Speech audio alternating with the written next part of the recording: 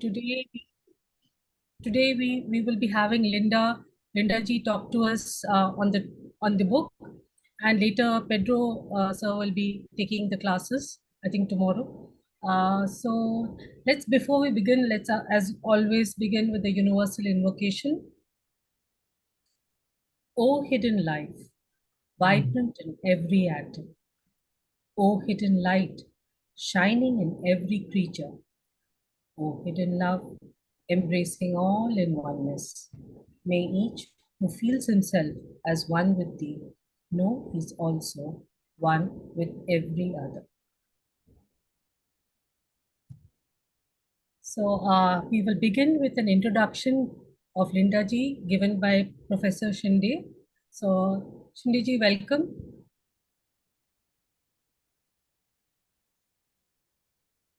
Thank you, Vimalji.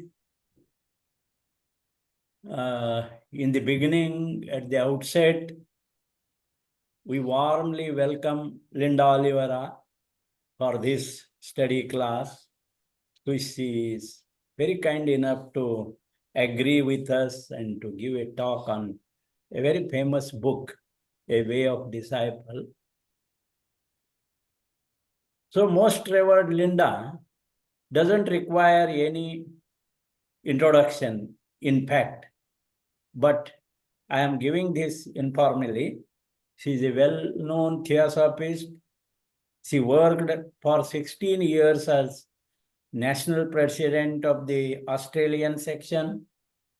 She was also an Adair resident for a few years as the vice president when Radha Bernier was the president. She has devoted her life for the service of humanity through the Theosophical Society. In true sense, she works as the heart of the TS, along with her team of devoted Theosophical members, with constant eye to the ideal of human progression and perfection. Selflessness is the artery or master key to the spiritual journey. That is her statement. Linda Olivera is a, no doubt, second generation theosophist. She has inherited theosophy from her family, joined the TS in Australia in 1971, and she joined by getting inspired by the talks of not only J. Krishnamurti, but also some important theosophical leaders. Thus, she is practicing theosophy and propagating theosophy, especially the noble ideas of the theosophy to bring human regeneration and upliftment of humanity. We are very eager to listen Linda Olivera and understand the thoughts given by another well-known theosophist or a well-known author, CLARA CODD. The book is titled The Way of the Disciple. She is giving talks, online talks on 5th August, 7th August, and 13th August now for the Indian section. Besides this, Linda Olivera was editor of the Theosophy in Australia. Her many articles are already published in Theosophic magazines and given presentation in Theosophical conventions many times when she was international vice president. And also still today, she is giving lectures and enlightening the people on spiritual journey. With these few words, I welcome Linda Ji, and I hope you will definitely enlighten us on the way of the disciple. Thank you. Thank you.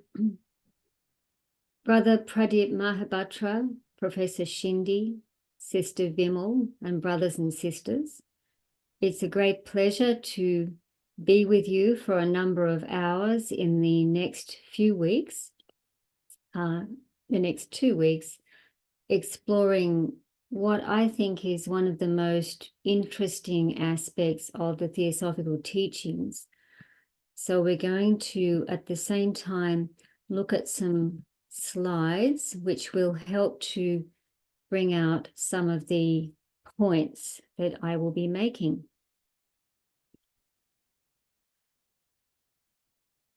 In today's world, we cannot fail to be struck by the problems which seem to be almost everywhere. And it's really important that we have direction, that we have meaning, and that we have inspiration. The Way of the Disciple, which is the subject of this particular course, has attracted many members of the TS the world over, ever since the Society's inception in 1875. The book on which the course is made was, as has been mentioned, written by Miss CLARA CODD, and there's a photo of her as a young woman. She was one of the great historical figures of the TS. In the prologue to the book, she was unapologetic about using quotes from various other sources in the book. But she said she did so because they had inspired her. And indeed, the sources that she drew from were quite varied and very relevant, very to the point. So by way of brief background about Miss CODD, she was an English theosophist. She was quite a woman. She was a suffragette, so she advocated for the right of women to vote. She was a lecturer for the TS, a teacher. She was a writer. She was General Secretary of the Australian section and also the South African sections of the Society. She had a theosophical career of nearly 70 years and travelled to 5 continents. And various theosophists counted her as a major influence in their lives, including Joy Mills, who many of you would have known, I'm sure, Professor John Algeo and James S. Perkins. Interestingly, all 3 of them happened to go on to become international vice presidents of the Society. Miss CLARA CODD has had a positive and a memorable effect on many theosophists around the world, including some members I have known personally. And as a matter of interest, if you would like to know more about her, there is some very good information on Theosophy Wiki, which even includes links to some old audio talks by Miss CLARA CODD. So let us now proceed.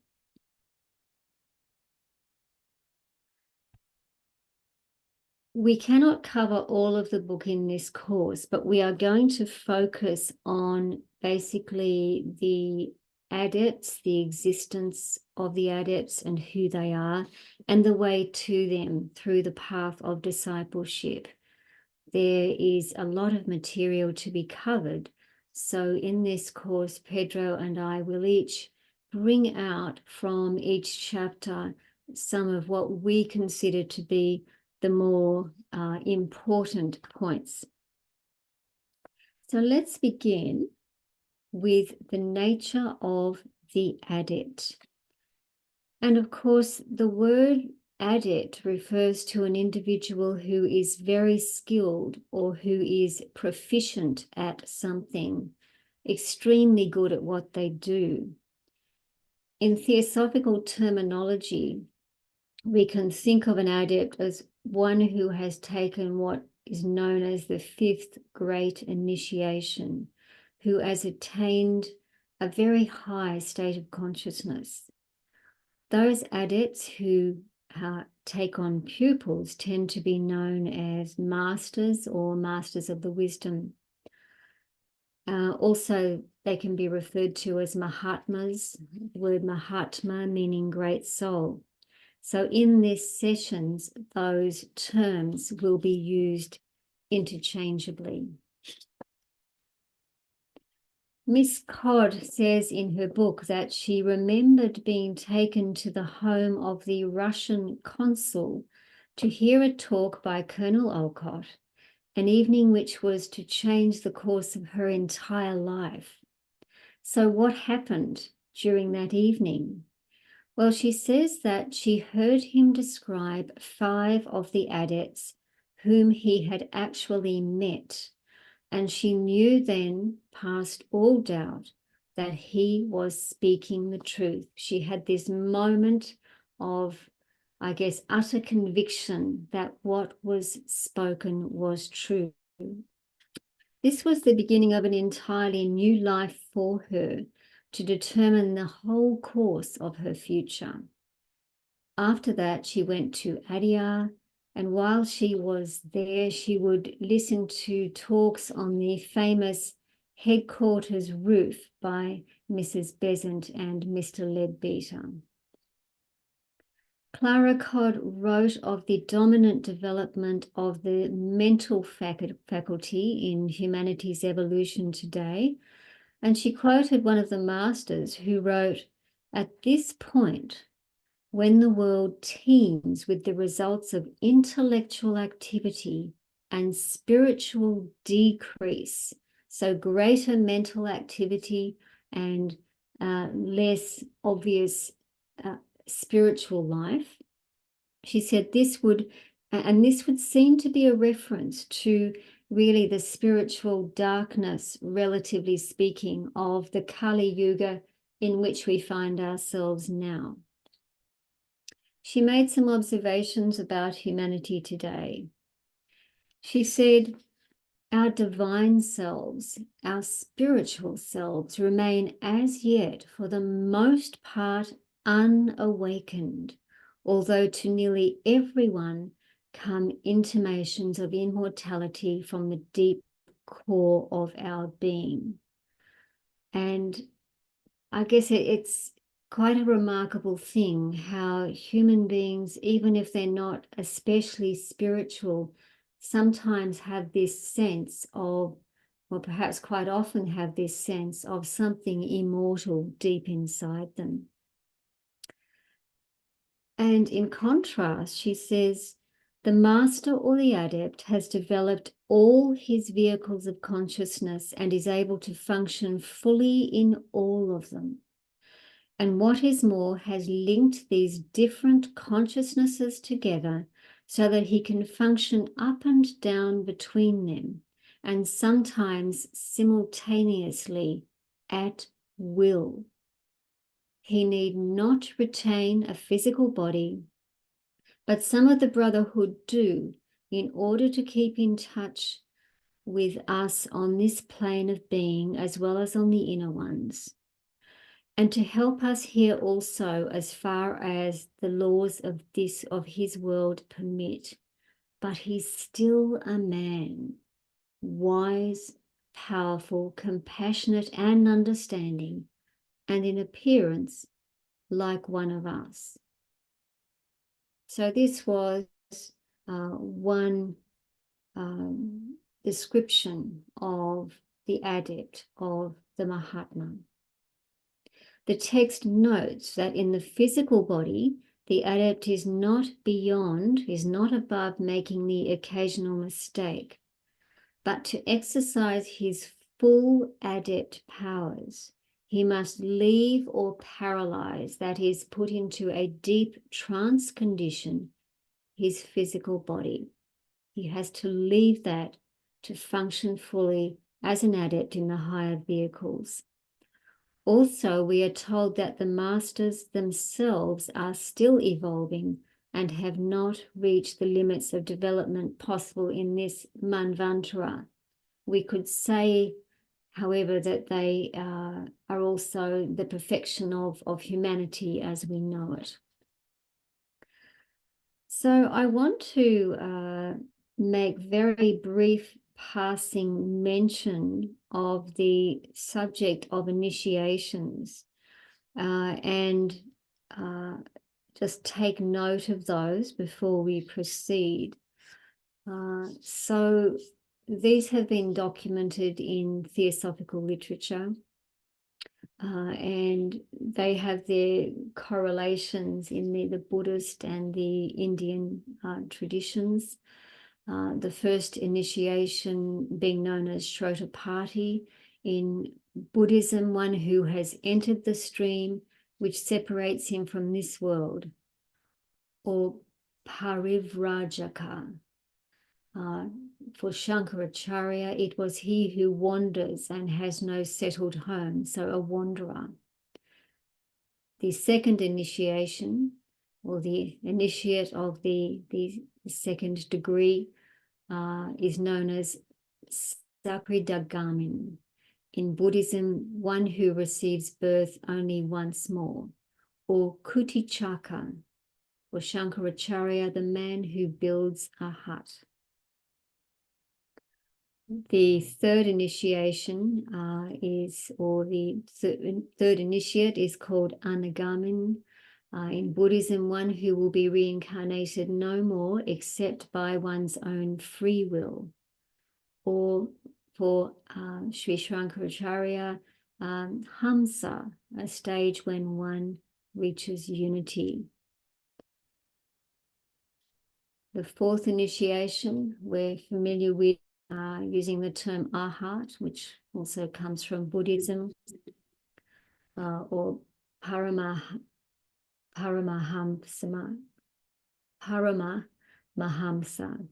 I think I've got some of the spelling wrong in that, please excuse me.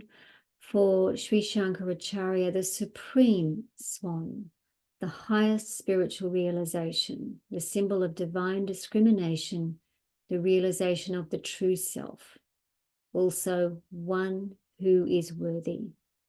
Then we come to the Aseka, the adept, in Buddhism referring to one with no more to learn, who no longer requires training, or Jivan Mukta in Hinduism, a free being, a liberated being.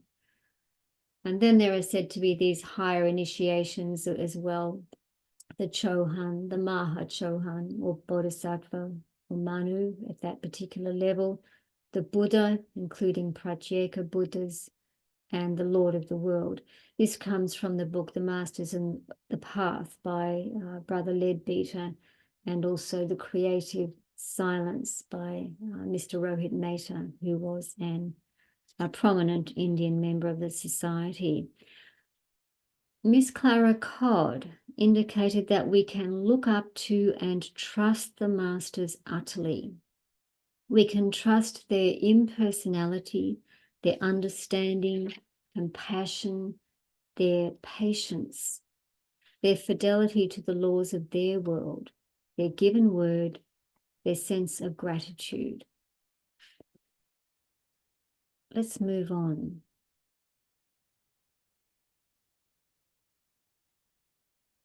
She quotes various passages from the Mahatma letters, for example. One says, while the faculties of observation secured to some of us by our condition certainly give a greater breadth of view, a more pronounced and impartial, as a more widely spread humaneness, for the whole mankind is as all living beings, few of us can so far enfranchise ourselves from the influence of our earthly connections, so as to be unsusceptible to the higher pleasures, to emotions, interests of the common run of humanity. So on the whole, it's difficult to free ourselves enough from earthly connections so that we're not susceptible to these particular things. The Master K.H. wrote, I am still attracted more towards some men than toward others. And philanthropy has never killed in me either individual preferences for friendship, love for my next of kin, or the ardent feeling of patriotism for the country in which I was last materially individualized. So, despite all of his great love for humanity as a whole, he still did find himself attracted towards some people more than others. That would never have affected his work, but that was there. It was part of his human nature, I guess, as was patriotism for his country. So these are quite significant words. We're going to move on now to chapter 2 and spend more time on this during this session. And that is about the inner knowledge and powers of the adept. Miss CODD mentions that the adept's knowledge and powers are perfectly natural and that the seed of them is latent in all of us. As one of them wrote, "We work by natural and not supernatural means and laws." These are the deific powers in man. That's what they were called in the Mahatma letters, the deific powers. She noted in the book an extremely important distinction, which is made when the voice of the silence speaks of the dangers of the lower idis. The dangers of the lower idis. The Pali term idi is the equivalent of the Sanskrit siddhis or psychic faculties. There are two types of siddhis in effect. First of all, psychic powers or EST. This first group, psychic faculties, are often called extrasensory perception today, ESP. They can be considered to be an extension of the physical senses of the personality. For example, clairvoyance or clear seeing, clairaudience or clear hearing, telepathy or communication of thoughts, and psychokinesis, the movement of objects through mental effort. Miss CODD mentioned that the lower psychism is sporadic and it is uncertain. She makes the point that it is not under the control of the intelligence or the will. And in fact, she said that the increasing growth and development of the mental nature actually generally shuts it out. It is stressed in theosophical literature, and this makes sense, that it is not a good idea to develop psychic powers prematurely. Why not? Because they will unfold anyway in the course of human evolution, and they are unfolding in some, of course. However, their premature awakening may lead to unfiltered sight of colours, sounds, and even entities which become highly intrusive in day-to-day living. Also, if there is insufficient moral development before psychic powers are awakened, then certain unpleasant entities may attach themselves, causing really serious problems, even some sort of derangement. There were some very important words on this subject issued by Madame Blavatsky in her messages to the American conventions. And this was back in, these were between 1888 and 1891. She said, "Psychism, with all its allurements and all its dangers, is necessarily developing among you, and you must beware lest the psychic outruns the manasic and spiritual development."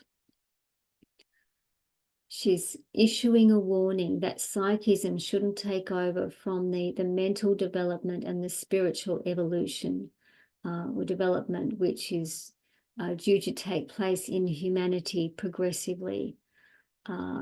Monastic evolution and spiritual evolution are two of these strands of evolution that she identified for human beings.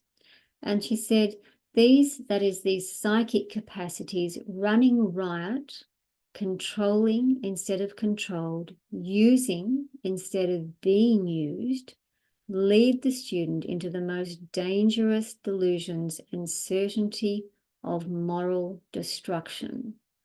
So this is a very serious warning from someone who really knew what she was talking about. So in short, any kind of power at all may be misused, and it may end up causing harm to oneself and harm to others as well. Also, the slightest prejudice or bias on the part of the seer will distort what is seen. There needs to be a high level of harmony and equilibrium before what is seen can be considered accurate. So there's a very important point here that I want to stress. With any power comes responsibility. Many people who perhaps are looking for power consider that to be very important and might be thinking about what they can do with that power. But if people thought more in terms of responsibility and less in terms of power, then we might have a rather different world when we think of all the power structures within human society throughout the planet. So we've considered just briefly these lower powers, the lower cities, but then we come to what we can call the divine or the yogic or the deific powers, as they were called in the Mahatma letters. The text message mentions, on the other hand, and Miss CODD says this, the higher powers are far more reliable and under control because they are illuminated by the divine impersonal self. They are illuminated by the true self within. They are not swayed by desires and emotions or anything else or wanting power.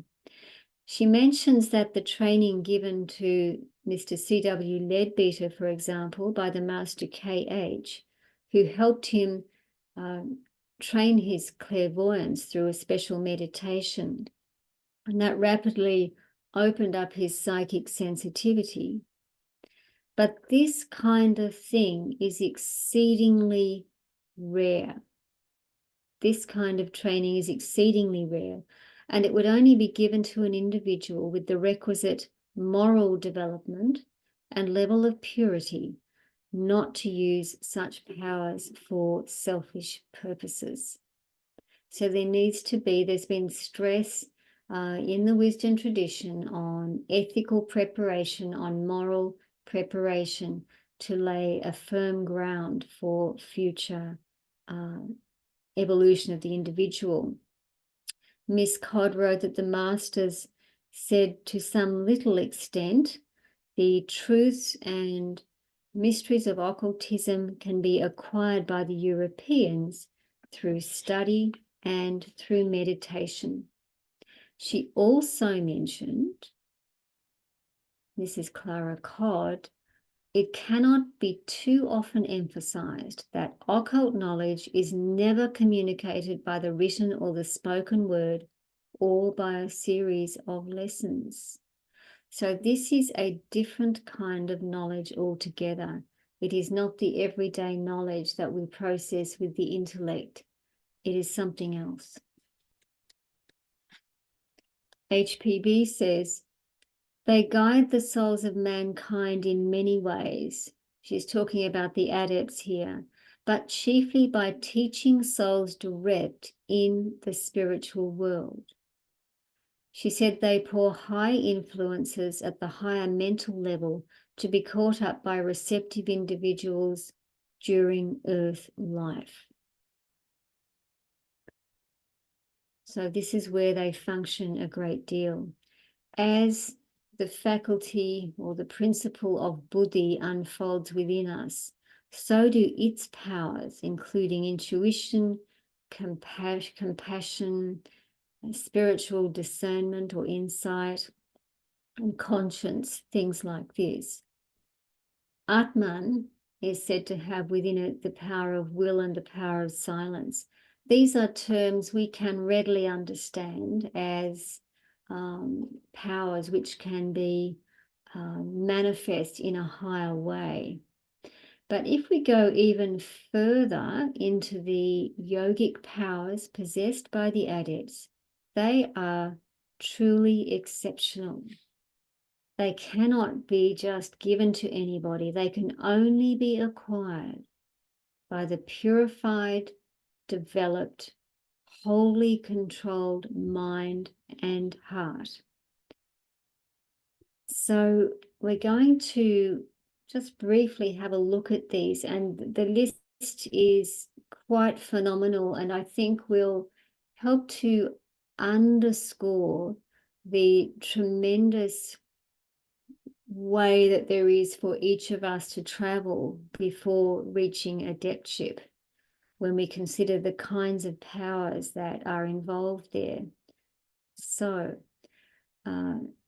Miss CODD mentions Vibhuti Pada, and Dr. Timney's book, The Science of Yoga, deals with the Yoga Sutras of Patanjali, and specifically here, it is the section on Vibhuti Pada, which goes into these extraordinary powers. They're acquired basically by going within, by the practice of samyama, which is a combination of dharana, concentration, dhyana, or meditation, and samadhi or contemplation. And those three need to be operational in order for these powers to come about. They're really three different phases of the same mental process. Concentration is succeeded by contemplation, the uninterrupted flow of the mind towards the object of concentration. Contemplation, when it becomes consciousness only of the object of meditation, becomes samadhi. Then we get into the whole realm of samadhi. So samyama is a very high, a very deep level of consciousness. It takes place in the mind which becomes fully alive, fully expanded, not limited by earthly things, but open to divine possibilities. The great spiritual, yogic, or deific powers mentioned in the Yoga Sutras are, and this is 3 slides you're about to see with a list of them, which I'll just go through briefly. So knowledge of the previous birth, and Miss CODD adds, and also the future. Knowledge of the mind of others, making oneself invisible, making sound disappear, knowledge of the time of death, gaining strength of a quality through samyama. Remember, samyama is required to gain all of these powers. But for example, strength of a quality, the powers of love, sympathy, compassion, courage, patience, etc. And this is probably one of the powers we can relate to the most from where we are as human beings. Things like the opening up of love and sympathy and compassion, certain qualities which can become stronger in us the more we dwell on them and go deeply into them. Then we have acquiring great strength. And the example is such as that of an elephant. Also knowledge of that which is small or hidden or distant. Remember Dr. Annie Besant and Mr. Leadbeater were examining what is taking place deep inside atoms. So they had this ability to actually gain knowledge of that which is very small. Knowledge of the solar system is also mentioned, and knowledge concerning the arrangement of stars. Knowledge of the movement of stars, of the organization of the physical body, cessation of hunger and thirst. Here's another one. And one wonders, at one stage, the Master KH went on a retreat for 3 months. And presumably when the body is immobilized and there is work going on in the higher principles of that time, then hunger and thirst would have to be completely subdued. So that power would have to be there. The power to make the body motionless. Vision of perfected beings. Knowledge of everything from intuition. You might remember that there was a quotation in the Mahatma letters where it says, "Believe me, there comes a moment in the life of an adept when the hardships he had passed through are 1,000-fold rewarded. In order to acquire further knowledge, he has no more to go through a minute and slow process of investigation and comparison of various objects, but is accorded an instantaneous implicit insight into every first truth." And this was through the perfected intuition, which could enable this insight into truth without having to go through the laborious process of learning as we know it. So there was this direct knowledge. Then we have awareness of the nature of the mind, knowledge of the Purusha, that which pervades everything. Intuitional hearing, touch, sight, taste and smell. The power of entering another's body with consent and without desire. These are extraordinary faculties.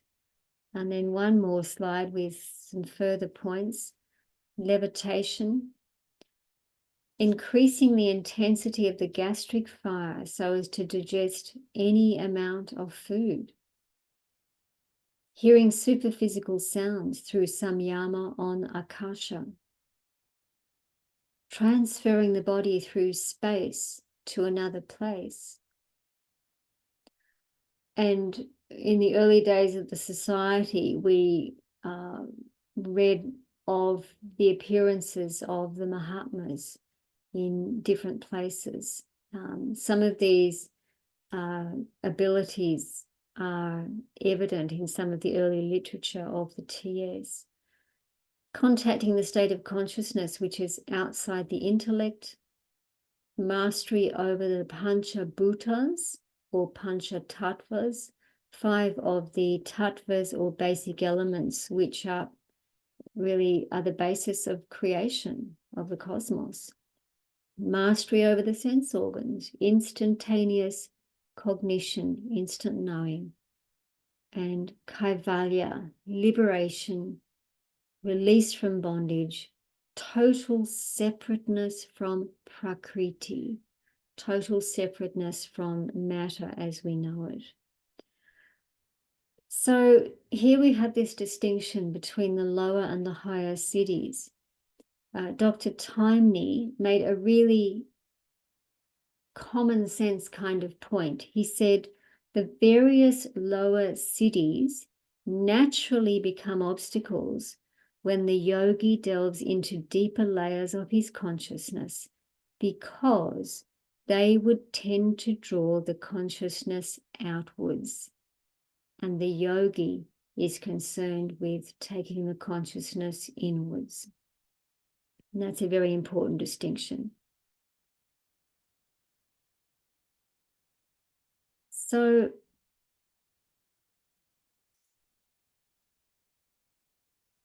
there are a few further points about adepts as well. which are made in the text of the book concerned. And that is their ability to see what is happening in any part of the world. It is said that a master can see what is happening anywhere on the planet, either through his pupils or else independently. Some hints again are given in the Mahatma letters. The Master K.H. writes, "The following conversation was listened to by myself," implying that he overheard a physical conversation that was going on and that he wasn't physically in that place at the time. And Miss Codd noted in her book that he also spoke of having caught a glimpse of the situation in Olcott's head when reading CCM's letter. In other words, he could see the thoughts in Colonel Olcott's mind when he was going through a letter. So that's another ability of an adept. Another one she mentions is Kriya Shakti, the combined power of thought and will, which requires, first of all, perfect imagination, being able to really visualize something very, very clearly, and then the focused use of will. She quotes Madame Blavatsky, who said, "The first step towards the accomplishment of Kriya Shakti is the use of the imagination. To imagine a thing is to firmly create a model of what you desire, perfect in all its details. The will is then brought into action and the form is thereby transferred to the objective world." One example is the famous teacup and saucer, which HPB manifested during a picnic when they were short of a cup and saucer. And this was an astonishing use of the most precise imagination and will to get all the details of the reproduced cup and saucer right. And it also implies an understanding of how to assemble matter together to make an object, an extraordinary kind of power. That cup and saucer, of course, is at Adyar to this day. Another thing which is very striking in relation to adepts is that they obey the inward impulse of their soul. We have that very well-known quotation, "The adept is the rare efflorescence of a generation of inquirers. To become one, he must obey the inward impulse of his soul, irrespective of the prudential considerations of worldly science or sagacity." Think about it for a moment. Would we be willing to obey, above all else, our inward impulse to return to our true self? If we watch how we live, even for one day, then throughout the day we will have some idea of the answer to this question. Think of it in this way. There are two fundamental forces within the consciousness of a human being. One is spiritual, and its opposite force is material. One force within us is divine, and the other, which propels us outward, is earthly. If we become aware, if we watch ourselves, we can see that there is a definite interplay between both of these. The material or earthly pull inevitably dominates human evolution for many lives, and we might find that it dominates us at times as well. But eventually, the force of attraction towards the spiritual dominates one's existence more and more and starts to exert much more importance. but to what extent do we actually obey all the time the inward impulse of our soul, like the adept? That's something for us each to consider.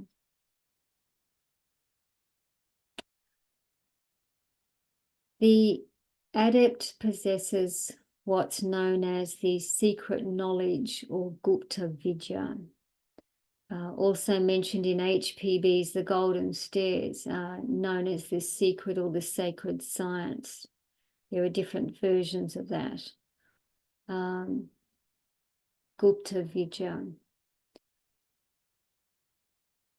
We read, the occult science is not one in which secrets can be communicated all of a sudden by a written or even verbal communication. This is interesting. We're used to learning things through writing or hearing about something, but this is a different kind of knowledge. If so, it says all the brothers should have to do would be to publish a handbook of the art which might be taught in schools as grammar is. The truth is that till the neophyte attains to the condition necessary for that degree of illumination to which and for which he is entitled and fitted, most, if not all, of the secrets are incommunicable. The illumination must come from within. So this is a completely different order of knowledge.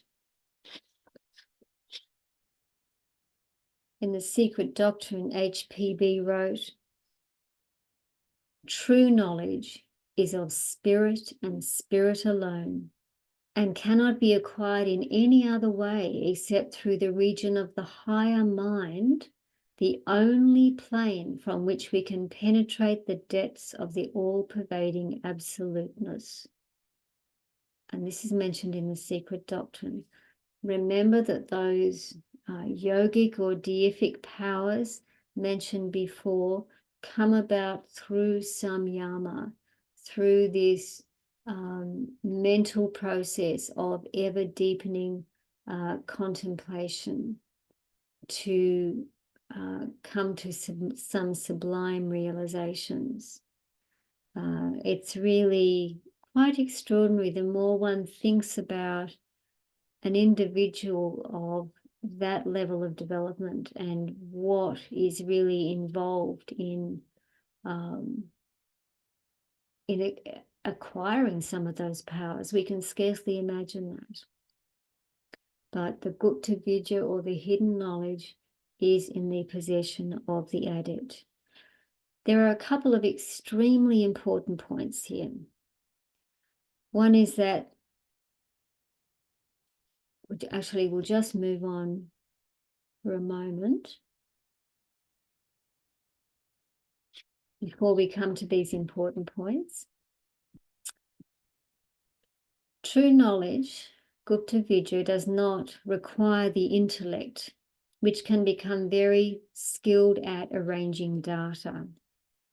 Rather, it requires intelligence, a spiritual quality, the ability to grasp or to see underlying essentials.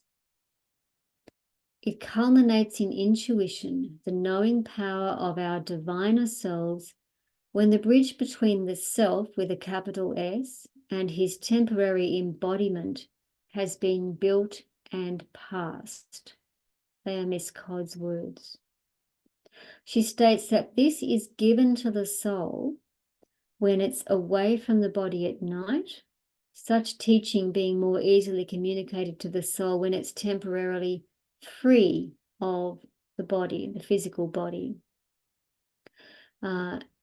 Otherwise, or via the antakarana, the link between the soul and its more divine counterpart is how is described here, which could apply to one who has a high degree of spiritual development and in whom that antakarana is open. For example, in deep meditation. In deep meditation, there is a bridge between the higher and the lower consciousness of the mind, which is opened up so that new insights can come in. So a different kind of process starts to work. So that was a little on Gupta Vidya.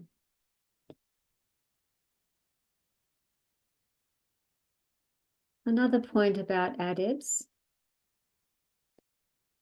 The adept can see into the heart of a human being. We look at another person, we see their face, their eyes, the expression, their general demeanor. We get a certain inkling about them. Sometimes it may be a true sense about them. But the adepts really can see into the human heart. They can see what one's motive is.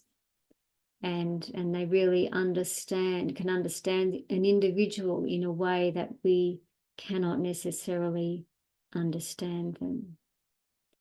Their deeper knowledge enables them to know more of an individual than anyone else can possibly know. If they just turn their attention to that individual, and they may have reason to if they think somebody is going to be promising in their work.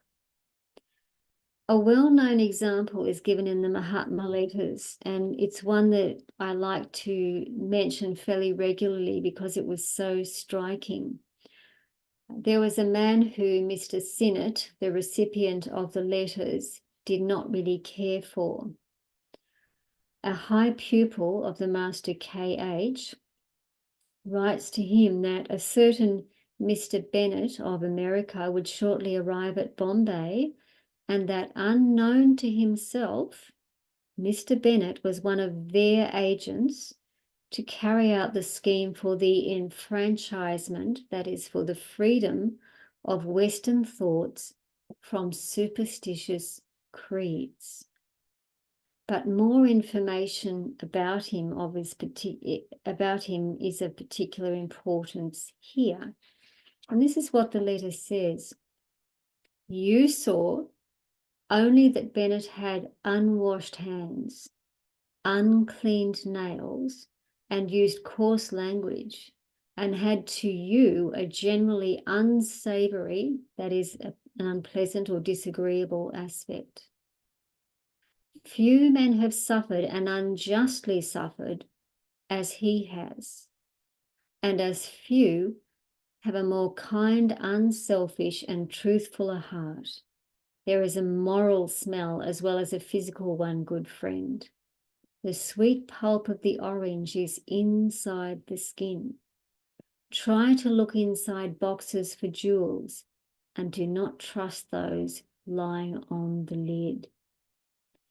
So here we have a couple of extremely important points. And that is that the Holy Ones have their agents, so-called, who help with various aspects of their work throughout the world. That's one thing. And we don't know who the agents are necessarily at all, but we can guess that they might be individuals who are working for really good causes for humanity, who unknown to themselves are agents of the Holy Ones. And probably many of these individuals are not necessarily well known, but they have good hearts and a love of humanity. And their appearance may be something which society generally frowns upon in some ways, but that's not what the adepts are interested in. They are interested in the heart of the individual. Where are they coming from? What are they really doing for humanity? And the second point that we can all take to heart is that appearances can be extremely deceptive when it comes to people.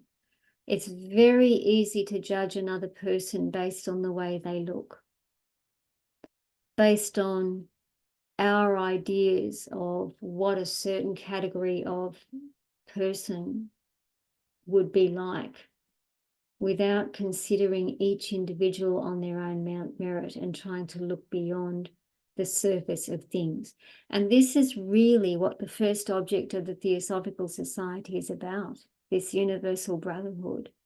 It's about looking beyond all external differences and endeavoring to see the Atman in the other. Not always so easy.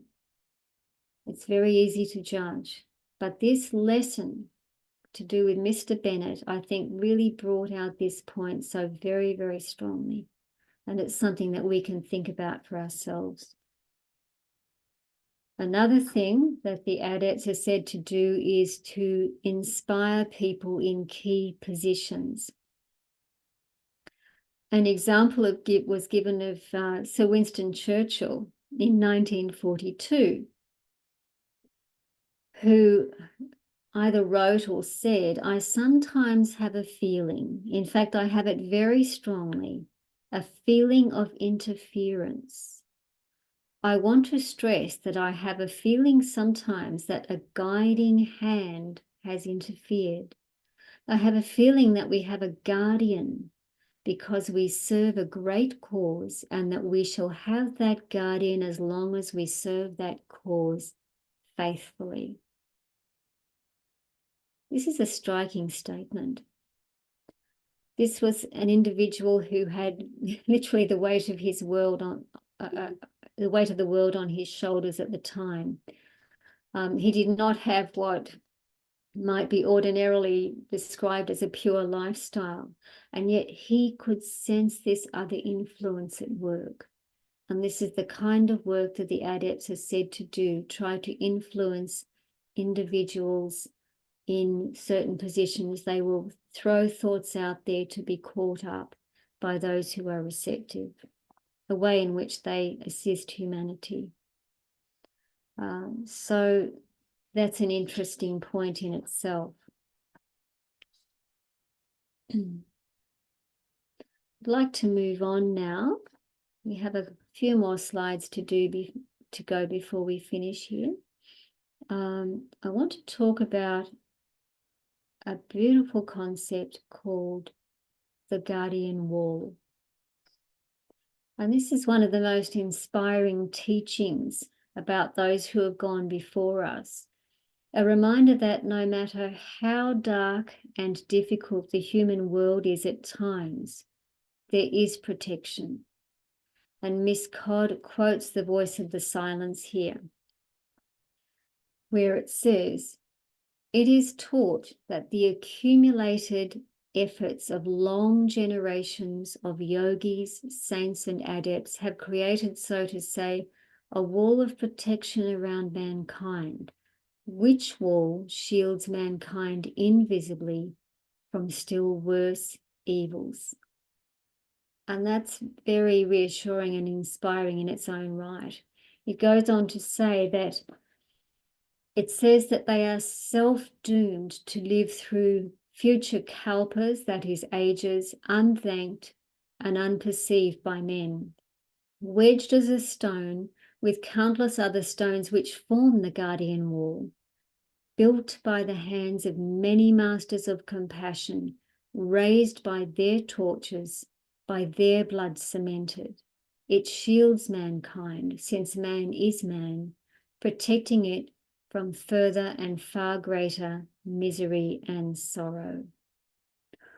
And this is an extraordinary teaching, really. She gave a few concrete examples of assistance. For example, at one stage, Mr. Leadbeater fell down a deep hole between the lines of a railway, and his body was swiftly lifted to safety by the master.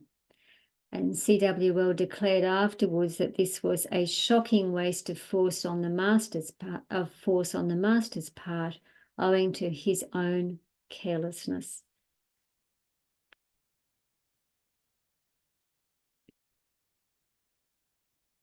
So here we have a bit of a glimpse of adepts and their inner knowledge and their powers. it's a subject, I think, which will hold much interest to many people.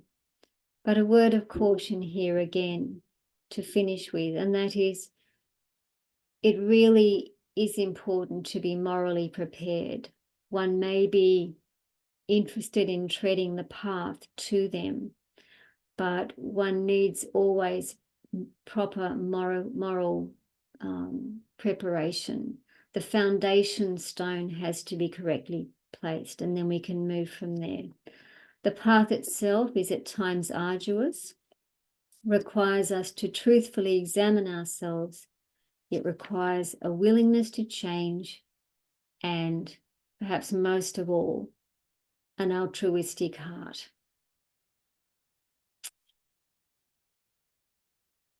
So we will end the slide session there. Thank you. Thank you, ma'am. Now we can open up for any questions and answers. Any questions from anybody?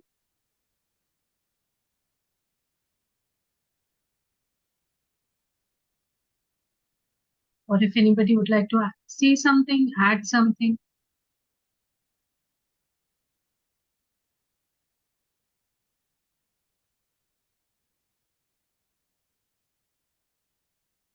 There's quite a lot in all of this. Yes. I just wanted to contribute on the Gupta Vidya. Mm-hmm. There was this Kabir, Saint Kabir.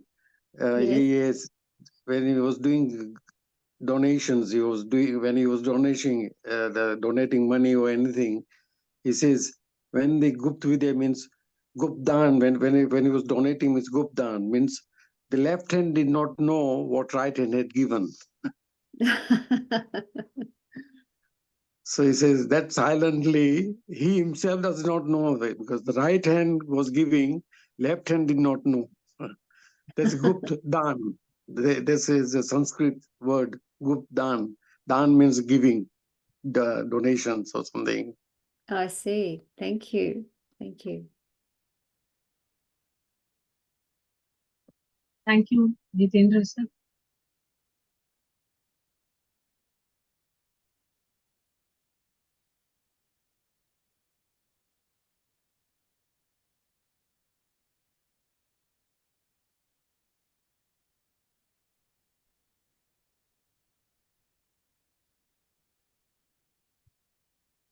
The powers themselves are quite extraordinary. We went through that list to contemplate the perfection of the development that would be required to attain these powers is almost beyond imagination. But it gives a sense of the extraordinary level of development of one of these individuals that we could scarcely imagine.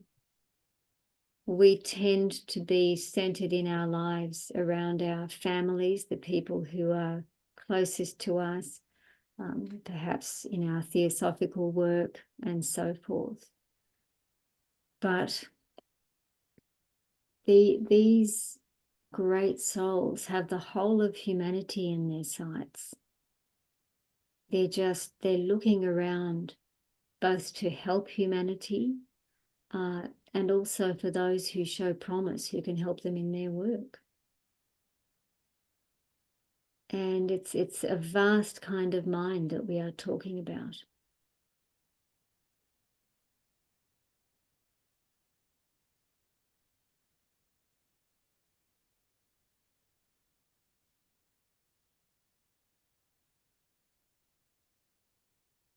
Ma'am, what is the quotation that you had mentioned from Master KH regarding relationships, where he said that, he still holds relationships right at the beginning?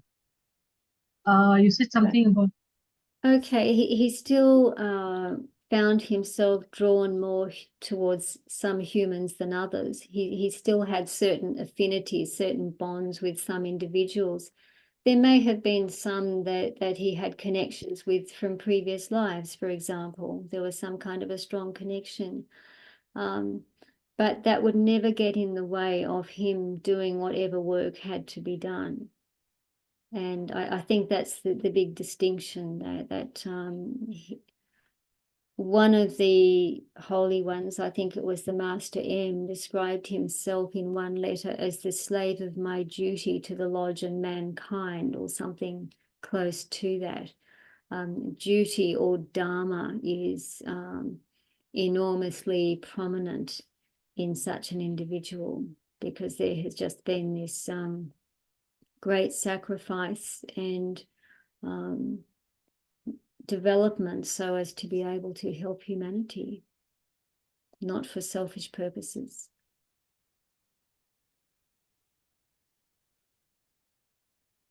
It's one of the most extraordinary teachings in the whole of the body of theosophical literature, actually, the path and the adepts, the way to them.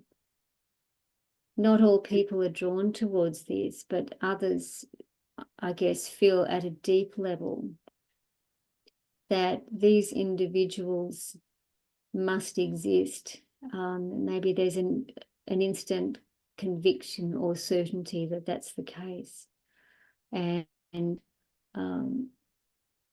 for me, it was almost, there was that from a young age, but also to me it was logical, because I always thought, what would be the point in being put on this earth for just one life and not to have any larger purpose than that, or longer term purpose? So the possibility of reincarnation seemed one of the most logical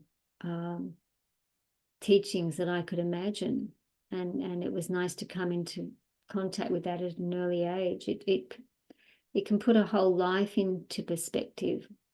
And the teaching about adepts and their powers, I think, can put us and our own lives into a certain perspective as well. And perhaps we see ourselves as the center of our own world, and in a sense we are, because we have these faculties, we have these senses, we look at the world around us and experience certain things. But when we consider these great souls, we are, as I think it was Sri Krishna Prem said, like motes of dust dancing in the cosmic eye. Just very, very small little particles doing our thing in the whole vast cosmos. It gives an amazing perspective, really. We can get very, very caught up in problems. There are always problems in life.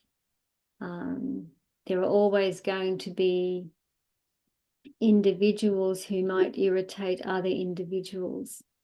And yet, beyond that, we can stand back and think really about the greatness of life, how amazing it is, how inspiring it is, and how extraordinary this path is that we can consider.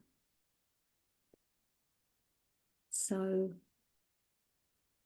yes, it's quite a vast teaching.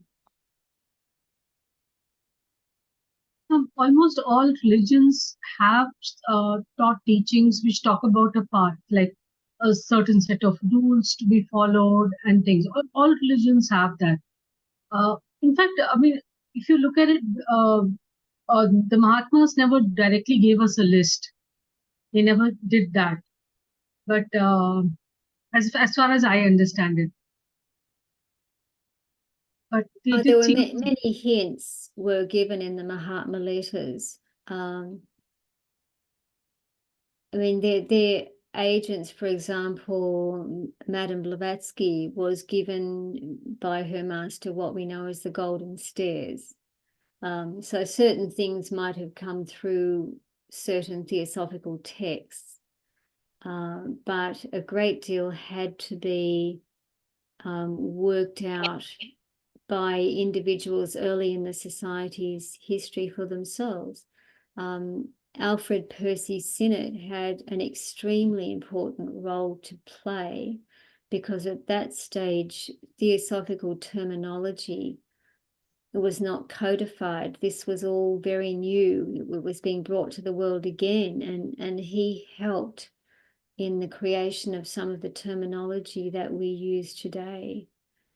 So in a sense, we have come into the society at a time when a lot of things have been made more explicit, and things have been listed out and ordered and so forth.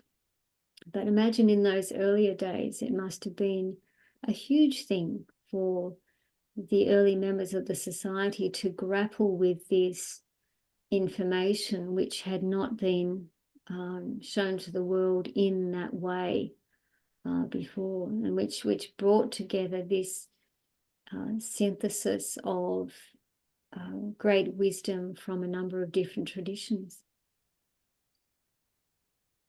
Thank you.